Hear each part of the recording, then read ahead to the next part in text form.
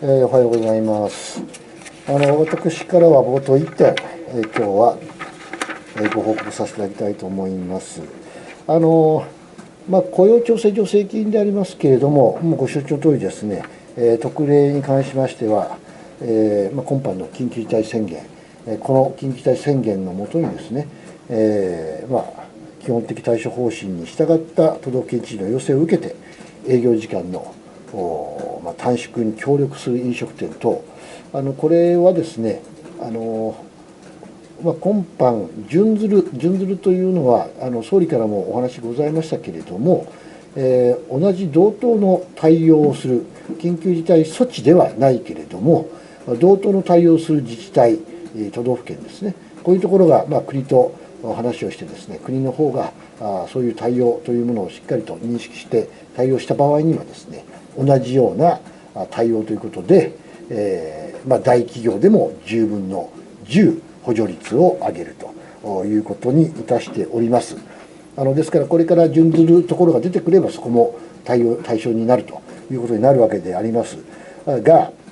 こういうものがですね、十分にまだ伝わっていないということもございます。特にですね、これ、非正規の方々も当然対象ということにいたしておりますので、大企業であられて、そして解雇をされていないところはですね、非正規も含めて10分の10、10割補助率になるということであります。シフトの減少に伴う休業手当の支払いに関して、今、いろいろと報道がなされておりますね。で、それに対して、休業手当の支払いをなかなか払っていただけないというようなお話もあるようでございますけれども、この特例、シフト制労働者の勤務時間が短くなった場合、つまりこれまでのシフト等に基づき休業日を設定して休業手当をお支払いすることができるということでありまして、今般の時短営業の下でですね、結果的に休業日を設定するというようなことになった場合にでもですね、そのシフトの方々に対して対象になるということでございますので、ぜひともですね、ご利用をいただきたいというふうに思っております。パート、アルバイト、いろんな非正規の方々も対象になるということでございます。我々もこれからもですね、いろんな機会を通じてですね、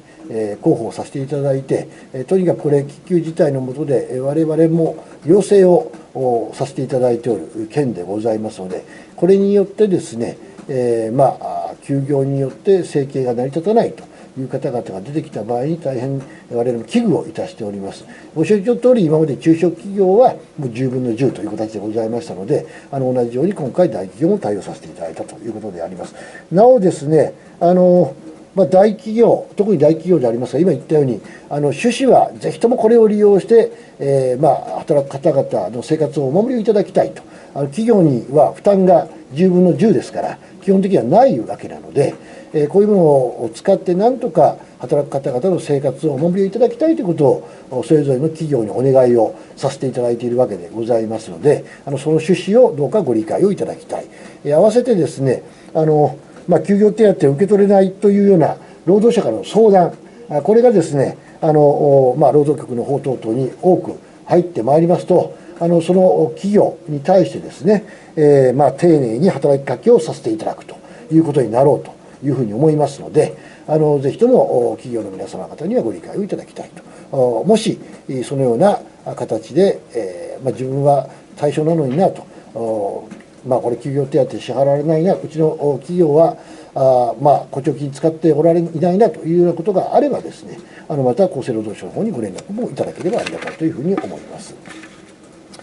それからとりあえず私からは以上でございます。何かご質問ございますればお願いいたします。